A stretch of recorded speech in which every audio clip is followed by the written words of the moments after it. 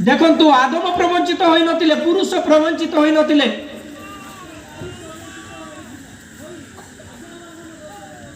देखंतु नारी प्रवंचित हैला। देखंतु एटी गोटे विषय, प्रथम विषय आमने शॉर्ट रे जिबा जे फर्स्ट विषय होची सेमानकर विच्छेद।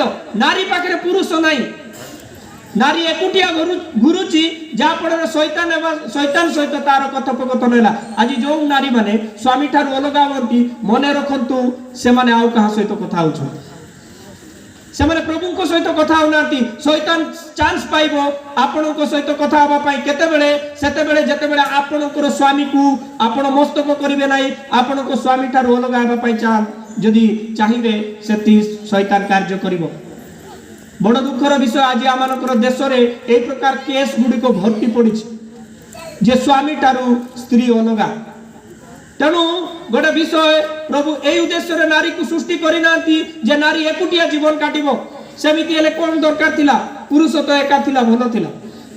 प्रभु सृष्टि करिसंती एकाठी से माने रहिबे आ मिलन रे रहिबे। देखंतु एडी प्रॉब्लम कोन हैला, हबा पाखरे आदम नहा जहाँ फल से कथा है कौन हो भूल अच्छे। प्रथम भूल एकाकी रहा, द्वितीय भूल से परामर्श न करवा, तृतीय भूल खाई सारी आसी दौ।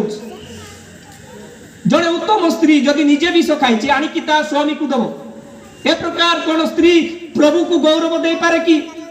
जड़े स्त्री एका जीव स्वामी को पचार ना कौन खाइबा पूर्व, अर्थात से फल स्वामी तक मना करी जानी भी फिर भी से परामर्श न करी खाईदेला।